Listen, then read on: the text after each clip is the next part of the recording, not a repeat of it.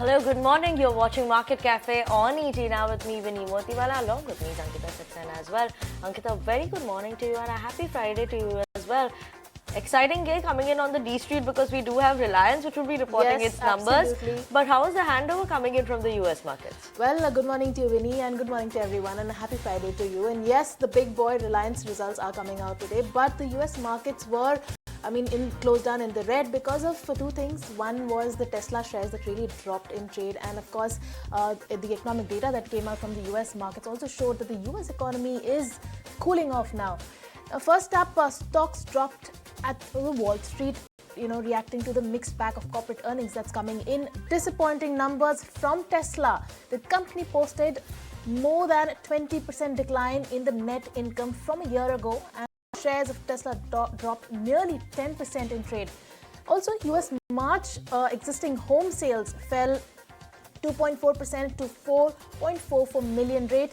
Also, the jobless claim data saw an increase in jobless claims to 5,000. Now, of course, all of this signaling towards the fact that the US economy is now slowing down and the rate hikes are showing its effect on the US economy.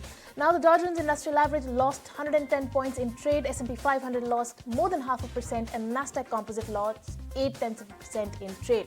Now, all the major averages are on track for a week of losses and the worst weekly performance for the Dow Jones and S&P 500 since the month of March. S&P 500 down about 0.2%, while the NASDAQ has lost roughly 0.5% last week. The Dow Jones Industrial Average down 0.3% and on pace to snap a fourth week win as of today. Also, let's the European markets. European markets closed lower. The benchmark stock 600 index provisionally closed down 0.2%. DAX closed down more than 0.5%, and CSE was down 0.1%. FTSE was largely flat but managed to end the day in the green, Winnie. Absolutely, that's the handover that we're getting in from the global markets. But let's look at what the crude is doing as well, because WTI crude oil prices as of now, as well as the Brent crude oil prices, almost muted and flat in trade. WTI crude oil is below that $80 per barrel mark, trading at $77.29 dollars per barrel mark. Even when you look at in terms of the Brent crude oil prices, nothing exciting coming in there as well, roaming in a very tight range as of now. Brent crude oil is just about that $80 per barrel mark, 80.97. Obviously, previous session we had seen that oil prices actually fell and had continued to fall in the last couple of sessions as well. So the pressure is still continuing on them. They were trading somewhere near the lowest levels that we've seen coming in for these prices since almost in the last couple of weeks that we've not seen these prices coming in for Brent crude oil as well. Let me just give you a reason, why are oil prices actually falling, and they're moving in a very tight range in the last couple of sessions, because during this week we've seen the economic readings that are coming in from across the globe, which is not keeping the oil prices on the rise. Fear of interest rate hikes that could be possible in the US as well, and uncertainty around the demand is a factor that is coming into play. Yes, China saw an economic growth, but overall, other than that, the global markets was a bit edgy, and that is why we're seeing that crude oil prices are roaming in a very, very tight range, and crude oil prices actually are set to close this week with a decline of almost 6%. We'll be waiting for today's whole day and seeing how it ends, but almost 6% downtick is already what we're seeing coming in for them. Let's watch out for how they actually manage to end in trade as well, Ankita, going forward. Right. So, this lack of demand and the slowdown in the economy is also weighing down on the crude prices as well as the US markets. But let's quickly take you through all the events that are lined up for today. We have, of course, the big boy earning Reliance. We have ICICI Bank also that will be coming out with its earnings, but tomorrow. Also in corporate actions, we have Moltech Packaging and Nestle that will turn ex-dividend, and we have the earnings for Procter & Gamble in the global markets, and we have the PMI data coming out of US and UK Eurozone and PMI data that's likely to come out today, and we will be getting you all that action only on ET Now. Absolutely, Ankita. All that action will be reported on ET Now. But let's shift gears and talk about some of the global highlights that we're getting in and top global news flows that are coming in. Now, spring home buying season in the US is off to a very tepid start as buyers contended with lofty mortgage rates and near historic low inventories of properties on the market. sales fell by 2.4% last month from February, and the sales have slumped 22% in the month of March versus the same time last year. Meanwhile, when you look at the jobless claims data in the country, that witnessed a slight uptick of 5,000 to 2,45,000 is what the jobless claims is at. Now, the 4-week moving average of the claim, which evens out the weeks up and down, fell by 500. So it came in at 2,39,750. And some sentiment souring new this morning. Amazon-owned Whole Foods is letting go of several hundred corporate job roles as a part of reorganization. Now, the said cuts translate to about less than 0.5% of the company's global workforce. Joining the first of layoffs, BuzzFeed will lay off 15% of staff and is planning to shut down their news division. The layoffs amount to about 80 people and will affect their business, content, administration and tech teams. And Bank of America CEO Brian has said that the use of the term crisis is too strong a word for the recent bank turmoil in the US. Goes on to assure that the banks are in good shape and that the lender's business model is not flawed. However, he's flagging off that overall the US economy is showing signs of a slowdown. And Elon Musk's SpaceX launches next-generation Starship spacecraft, but it self-destructs minutes after liftoff from the company's Boca Chica launch pad. SpaceX says success comes from what we learn and that this test will help improve Starship's reliability as SpaceX seeks to make life multi-planetary. Meanwhile, US President Joe Biden is preparing to formally launch his re-election campaign for the second term as soon as next week. Reports suggest that he will be launching his campaign with a video release. And Japanese consumer price index remains unchanged in March but continues to remain well above the BOJ's target range as subsidies fail to bring pricing pressures down. The core CPI, excluding volatile items such as fresh food, rose 3.1% in March versus the same time last year. And on to some update coming in here on the domestic front now. Assam and Arunachal Pradesh have signed a historic memorandum of understanding to end their border disputes. But how did the dispute originate? What are the sticking points when it comes to resolving this dispute as well? Vikram Oza has filed a report on this and giving us a whole explanation on this as well. Let's go across and listen in.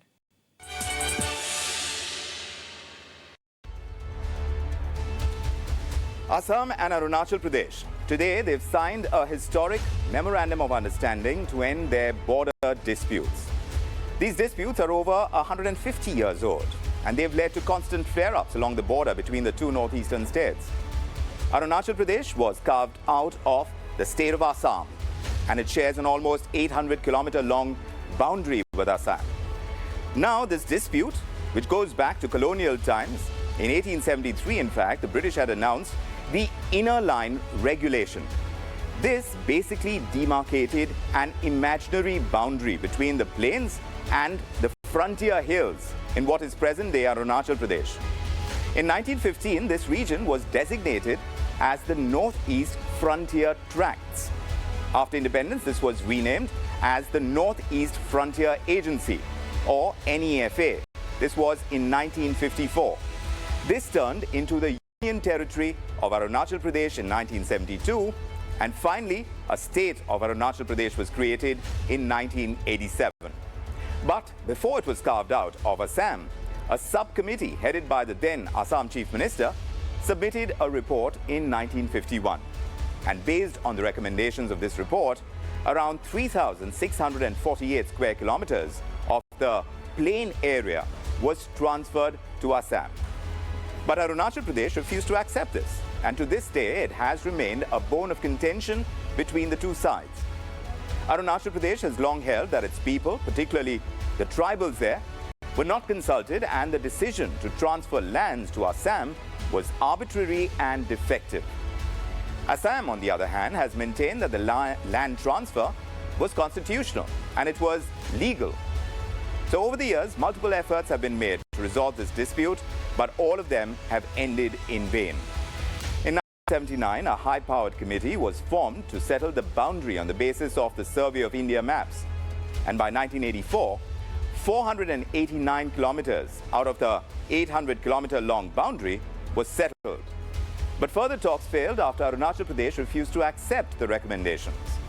In 1989, Assam filed a case, and now we're seeing that case being filed in the Supreme Court. Nothing substantial has come out of it. And by the way, the entire Northeast is riddled with all these boundary disputes.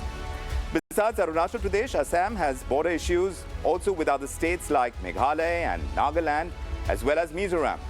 But with the signing of this historic memorandum, one is only hopeful that it's going to open the floodgates, really, for more peace, for more agreements, and fewer border disputes in India's Northeast. And well, it's time for us to slip into a short break. Don't go anywhere. We go domestic on the side. Welcome back, and you're watching Market Cafe on AT now. Let's go across and look at what the Asian markets are doing this morning as well. After the handover of US markets was quite flat, we're seeing Shanghai opened up, but not much exciting over there as well. Flattish almost, just down with a negative bias. All of them are trading as of now. Shanghai down almost 0.2% in trade. Hang Seng 2 trading on the red, down almost 0.4%, 0.5% in trade as well. Kospi, Nikkei, both of these two trading in the red. Kospi is seeing more of a sharper cut than the other Asian markets as of now. Kospi is down 0.6%, and Nikkei 2 is trading almost flattish in trade. ASX 200 is also trading in the red. Mainly the impact of Japan's core inflation data is keeping the Asian markets a bit mixed and a bit flat in trade as well. As of now, when you look at the SGX Nifty, that is indicating a muted start for the Indian markets as well. SGX Nifty currently at 17,688, so below that 17,700 mark. Down just a slight bit of a positive bias of 0.1% uptake that we're seeing in SGX Nifty. Ankita.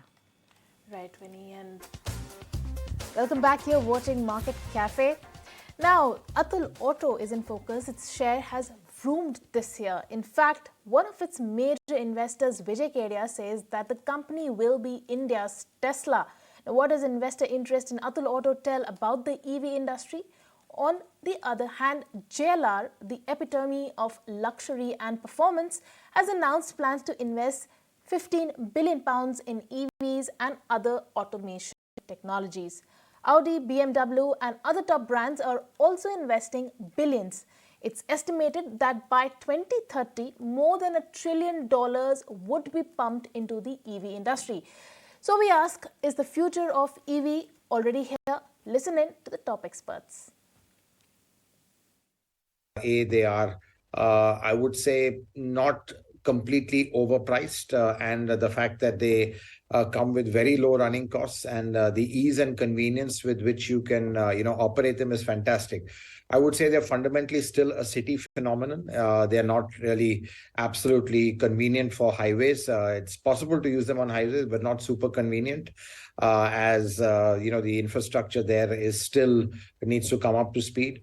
But honestly, as a city car, there's no reason why you shouldn't have an EV. That's if you have a plug, you're not too far away from a plug. A very initial stage, if we talk about the charging, whether it's usage of apps or downloading all these apps and usage, and at times network issues also there. Most of the AI or the tech features, most of the electric vehicles which we have seen, they are loaded with tech features, and some of them have better features than their ICE counterpart. In the PV segment, electric vehicle, the penetration of electric vehicle has reached to around 14% compared to the 9% earlier. And in India, it is only the 1%. But if you talk about the Indian two-wheeler segment, then the penetration is closing to the 5%. Definitely, it was helped by this Ola and Okinawa and Ampere have been gained the market share. And second thing is that the demand has been shifting towards scooter segment compared to the motorcycle segments. And keep it And with auto space as well, MG Motors' latest India launch is the MG Comet. Now, India's smallest electric car, the British car maker collaborated with famous gamer Naman Mathur for this car. Now, continuing MG's first tech-first approach earlier, my colleague Sumit Chaturvedi actually presents that is present at the event and has more details on this as well, on the car as well. Let's go across and listen in.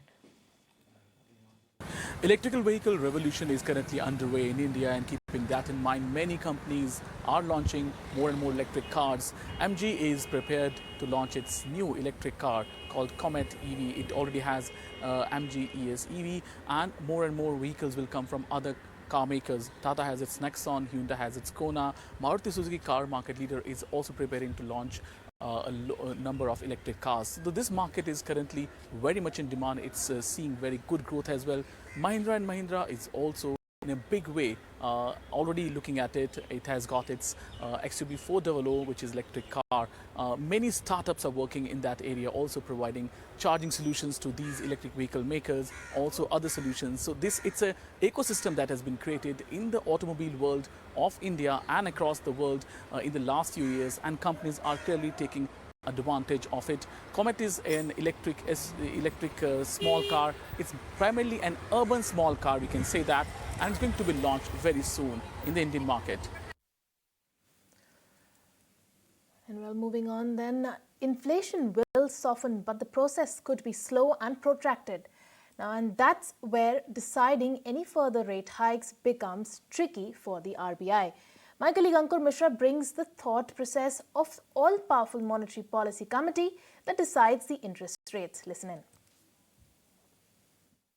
Yes, MPC minutes are out, and Reserve Bank of India Governor Shaktikant Das has said about the pause that this is a tactical pause and not a pivot or a change in policy direction. Apart from that, he has also mentioned about that the thrust on infrastructure by the government would support the investment activity.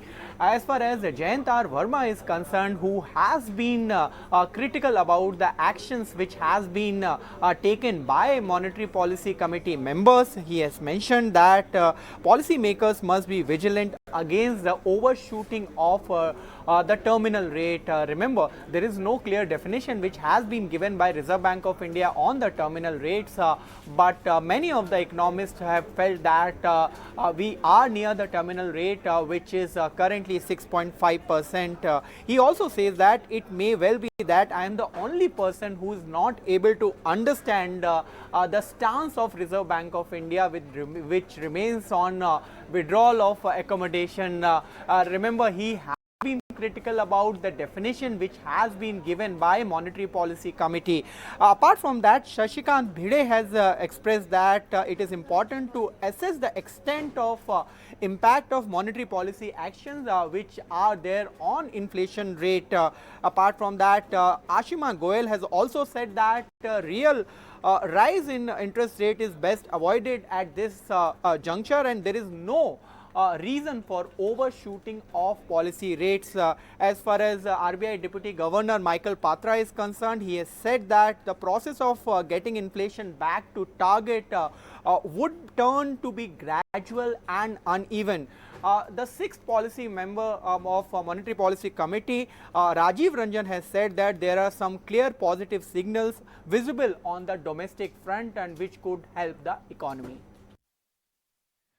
Thank you so much for that, Ankur. But let's just shift gears and talk about the insurance sector. And in the insurance sector now, in the month of March, the private sector saw an uptick of 35% in its premium compared to the March last year, same time. But for this industry as a whole, March premiums are declined by more than 12%. Let's go across to my colleague Arunachal, who has the breakdown on the numbers, what has happened in the month of March as well. Anurag, take us through those details of the insurance sector for the month of March. Finally, wait is over regarding life insurance industry. March numbers are out, and life insurance industries has shown in March a premium degrowth of 12.5%, mainly due to disappointing performance by biggest life insurance company, that is LIC. So in month of March, premium is down by 12.5%. But if we talk about the overall year, that is financial year 2023, then industry premium is up by 18%. Private sector has performed very well in month of March, mainly due to the budget announcement. In budget, it was announced that if aggregate premium is more than 5 lakh, then income will be taxable. So private insurance companies has pushed their product before 31st March, and which is shown in the numbers also. So HDFC Life March premium is up by 83%, mainly to the new tax rules announced in budget. If you talk about the private sector in whole, then premium in month of March is up by 35%, and for private sector in whole year FY23, premium is up by 20%. If we talk about LIC premium for the whole year, then it is up by 16%, but in month of March, very disappointing performance by LIC. Premium is down by 32%. For HDFC Life, March premium up by 83%. For whole year, premium is up by 16%, which includes HDFC Life plus Exide premium also. I'm talking about all listed players. So in listed players, if about ICICI Pru, then again good performance in month of March. Premium is up by 30%.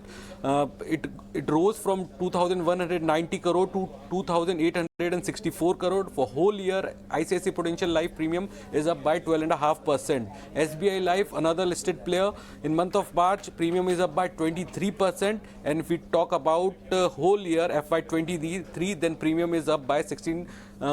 So private insurance companies shown good performance, mainly due to the budget announcement. Private insurers pushed their product before the deadline of 31st March, but disappointing performance by biggest life insurer, that is LIC.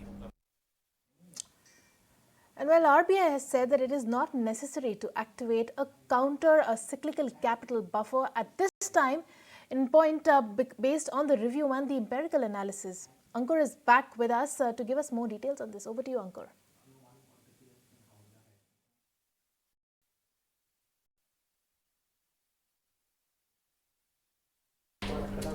Yes, in a move which is seen as breather for banks, now Reserve Bank of India has decided not to activate the counter-cyclical capital buffer at this point of time. Now, this decision has been taken after the review of empirical analysis of CCYB indicators, and those indicators include credit to GDP gap, incremental credit deposit ratio, and all these things are taken for a period of 3 years. Now, why it is a breather for banks? Because had this been activated by Reserve Bank of India, the lenders may have to put extra capital, and as far as the guidelines from Reserve Bank of India is concerned, which was put in place in 2015, lenders are required to put in extra up to 2.5% of total risk-weighted assets if RBI decides to activate this CCYB. Now, since this has been activated by Reserve Bank of India this time, the lenders will have this little breather this time. Now, why this is required and what was the reason for putting in place this framework in 2015? The idea was that that banks should build up a buffer of capital in good times, and as and when it is required, Reserve Bank of India with a pre-notice will activate this CCYB. Thank you so much for that. But on that note, we're going to slip into a very short break. Viewers, don't go anywhere. We'll be back with more stock-specific update after this break. Okay. The Max Healthcare Institute has emerged as the front-runner to buy care hospitals from the TPG following a year of stuttering negotiations for the sale of the hospital chain as per the ET report. Now, talks with multiple parties have been hampered over disagreements over valuation and the chain's international footprint. Max and TPG signed a deal exclusivity for bilateral negotiations last month. Now, Max is keen to retain the option of buying the Bangladesh assets later after managing it for a certain period. Now, the other contenders in the background is Blackstone, the world's largest PE fund. Now, it had been the sole contender for care last December after Temasek backed out to pursue Manipal hospitals. And let's take in some update coming in from the incoming Tata Consultancy Services as new CEO, that is K. Kirthivasan, has been mandated to focus on customers, arrest attrition, and make the company an employer of a choice in a challenging global business scenario. Now, the CEO may spend much of the next 6 months actually focusing on the role, meeting customers as he settles into the new role. That will help him actually execute customer centricity, and Kirthivasan it is envisaged that will meet customers personally to get a direct sense of the market slowdown and tweak the growth plans for the organization structure if necessary. He officially takes charge on 1st of June 2023. And the earnings season has kick-started with all the tech earnings. Well, HCL Tech reported a broadly inline set with the street estimates in Q4. No show of any major disappointments this quarter. My colleague Anisha, who closely tracks the sector, is here with all the number crunching. Over to you, Anisha. Well, no news is good news. That is how I will summarize the earnings for HCL Tech this time around. Yes, there was a constant currency decline of around 1.2%. The street was pretty much bracing itself for that kind of weak performance after the dismal set coming in from Infosys. Separately, if you look at the dollar revenue as well, that declined by 0.3%, broadly in line with expectations, and the margin was a bit lower than what we were expecting. 18.2% is what we were penciling in. The company delivered 18.1%, so not much to complain. Profitability, however, was better than expected due to one-time other income as well. In terms of the other internals, well, the quality of earnings is all right, given the fact that the growth is actually coming from the US business for them. The BFSI execution has been rather strong, and that's why we have seen BFSI vertical outstripping growth versus other verticals. The management did highlight that telecom was weaker this time around due to specific ram downs that we have seen in discretionary spend, and similarly manufacturing vertical is seeing the impact of a one-time client project as well. The deal wins were a bit muted. It declined by almost 12% on a quarter-on-quarter basis for the number to come in at $2.1 billion. And if you look at the overall run rates, that's par for the course, but at least the management says that the pipeline of deals is very close to the record high levels. So overall, the commentary coming in from HCL Tech is quite positive, and that is factored into their guidance as well, which is penciling in a growth of 6 to 8% on the top line in FY24 and a margin band of 18 to 19%. A bit of a disappointment, if at all, on the margin guidance, because Street was expecting that the higher end of the guidance could be 20%, but not too much to complain. Brokerages have cut the estimates by around 0 to 2%, but that's just to manage the expectations, because after the weak set from Infosys, Street was expecting a weak set. So just an expectation reset which has happened, but not much to complain. The stock perhaps might open in the green today. Okay, thank you so much for that, Anisha. But let's go across and listen into the MD and CEO of HCL Tech. Also, they share their company's FY24 plans in terms of growth and guidance. Let's go across and listen in.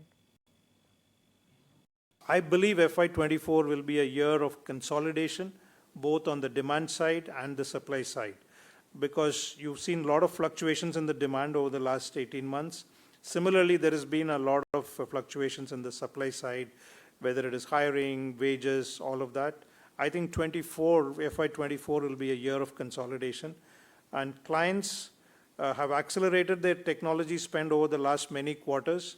Since the beginning of the pandemic, it's time to review and consolidate with the most efficient and impactful technologies, and similarly consolidate with vendors who provide best-in-class services, who have the capability to scale globally, who are nimble, who value the relationship and partnership. It's those service providers who are going to win. Coming to guidance for FY24, we're forecasting a healthy revenue growth in the range of 6 to 8% and operating margins in the 18 to 19% range. All right, then we have brokerages that are coming in for HCL Tech. Let's quickly look at what the brokerages are saying. First up, we have Morgan Stanley that has maintained an overweight with a target price of 1,160 rupees per share versus 1,200 rupees per share. Now, they feel that the revenue growth and the margins have missed the street estimates, and the FY24 revenue guidance appears to be a bit aggressive for the company. Now, the margin outlook, though, appears pretty reasonable. The stock right now is trading at a discount of 10% to Infosys, and of course the company's risk reward looks less favorable for Morgan Stanley, and hence they have maintained an overweight on the company. Now we have JP Morgan also give us their view on HCL Tech. They have maintained an underweight with a target price of 880 rupees per share versus 920 rupees per share. Now, they have cut revenue by 1% and margins by 20 to 30 bips. Also, they see an EPS cut of 3% versus 5% in FY24-25 estimates. Also, in FY24, they feel that the guidance is pretty weak and below the consensus. Also, the margin guidance seems to be lower than the pre-COVID levels, and they see weakness in areas like telecom, high-tech, and manufacturing. So these are the brokerages coming in for HCL Tech. Absolutely, we will be keeping an eye out on HCL Tech. But let's talk about Reliance. The heavyweight Reliance is all set to report its numbers today. What are we expecting in terms of numbers for the fourth quarter? Somit is joining in with us with more details on that. Somit? Well, on a consolidated basis, if you see, not a big bang set of numbers are expected from Reliance Industries. The revenues are expected to be high by only 2%. EBITDA could increase by around 4.2%. Margins are expected to come in at 16.6%, while the net profit is expected to be 6% higher on a sequential basis. Now, if you see segment-wise performance, it is the O2C segment that is expected to lead the growth for Reliance Industries in the fourth quarter, and that is the reason why, and this is because the EBITDA growth of O2C segment will be the highest compared to other segments at around 9%. Now, O2C segment benefited because of a steady refining margin and because of higher petrochemical margins in the fourth quarter. Now, petrochemical margins were also higher because of lower energy costs that we had seen in the previous quarter. Moving on to the gas exploration business, now that is expected to see a 4% increase in its EBITDA, and this will be largely on the back of higher volumes because gas prices remain largely stable on a sequential basis. When it comes to the retail segment, that segment's revenue is expected to rise by around 3%, while the EBITDA growth is expected to be around 4%, and this will be purely on the back of store expansion and operating leverage for Reliance Industries. And well, I'll ask Samit to stay back because he will tell us what's in store for its telecom vertical, Reliance Jio. Also, is there any slowdown that's priced in, Samit?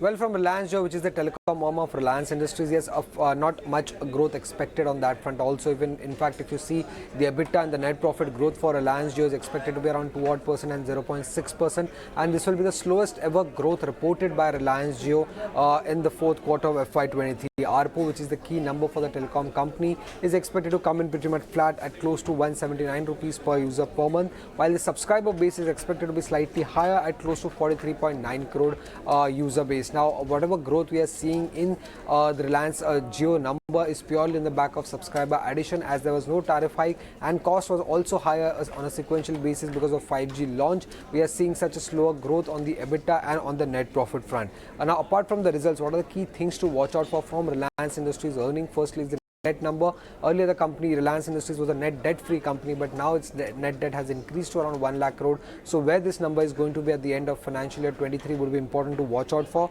Along with this, how has been the performance of its recent investment in retail and a new energy vertical would also be important to track. What is the update on the demerger of Jio Financial Services, something that investors would be keenly watching out for, and what has been the 5G traction, what are the 5G monetization plans going ahead would also be important to track from Reliance Industries and Reliance Jio earnings. Okay, thank you so much for that, Somit. We will be keeping an eye out on Reliance's numbers. They will be coming post-market hours today. But let's bring on board Ashesha to talk to us about which are the stocks to watch out for in trade. Ashesha, very good morning to you, and Vamakshi to you as well. But Ashesha, first you, what are the stocks that you're keeping on your radar? What should an investor keep an eye out on today? Hi, good morning. So we did talk about HCL Tech. Some other IT companies also reported their numbers yesterday. One of them was where on a consolidated basis, revenues have seen an uptick of about 8.2%. Margins have also expanded this quarter. Company has reported EBITDA margins of 14.2% versus margins of 13.2% that the company had reported in the previous quarter. Apart from this, Vodafone Idea will also be in focus, and that is because Kumar Mangalam Birla has been appointed as the additional director with effect from 20th of April.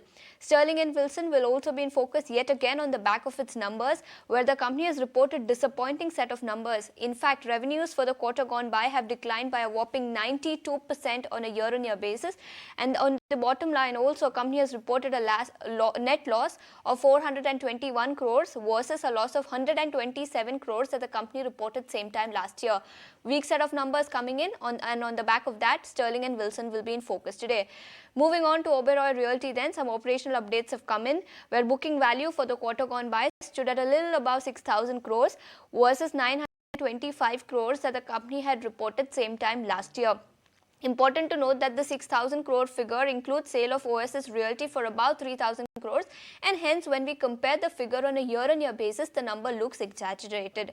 Apart from that, Siemens will also be in focus, and that is because Siemens Consortium has partnered with Gujarat Metro Rail Corporation for advanced rail electrification technologies, and Siemens as a part of the consortium has invested about 678 crores. So on account of this investment that has come in, Siemens will also be in focus today. Alrighty, Shesha, we will keep all the stock that you mentioned on our radar. But over to you, Vamakshi. You have been scanning through all the brokerage notes that came in this morning. So tell us, what are the brokerage notes saying? Well, absolutely. Let's first start off with Nykaa. We have a note that came in from Morgan Stanley, and they're highlighting that they do see weakness in the fashion business. In fact, they're highlighting that the fashion business will break even at the EBITDA level 1 year later than what was earlier estimated. It was estimated to break even in FY25, but now break even in FY26. On the back of that, they've actually cut their EPS, revenue, as well as the EBITDA forecast estimates, and in fact, on the back of all these factors, Morgan Stanley has maintained its overweight rating but cut the target price from 206 per share to 188 per share. Apart from that, we saw that a few footwear stocks were buzzing yesterday, and today a few other footwear stocks will be in focus. We have a brokerage note that came in from Nuvama. Metro Brands, they believe, has robust store economics that is driven by assortment as well as efficiency. They also see a long runway for growth as far as Metro Brands is concerned, which is why they have initiated coverage on this stock with a buy rating given a target price of 978 per share. Bata India is the next one in focus on the back of that same note that came in from Nuvama. They're highlighting that the brand perception has definitely improved for Bata, but it is still far behind from being aspirational. The same store sales growth uptick shall be a key growth driver for this company. So given that, they've initiated coverage with a hold rating target price of 1,508 per share. And lastly, watch out for Jubilant FoodWorks. We have a note coming in from UBS. They believe that the stocks did see 30% correction in the past 1 year, and the risk-reward proposition has now become favorable. Long-term growth potential remains intact, and they believe that the new brands are expected to support the growth going ahead. The near-term pain on demand, however, and the margins are expected to continue. But nevertheless, UBS has upgraded the rating on Jubilant FoodWorks from neutral to buy. They've also maintained a target price of 600 per share. Okay, thank you so much for that, Vamakshi. And with that, we're absolutely out of time on this edition of Market Cafe. Goodbye from Ankita, myself, as well as the team who put the show together.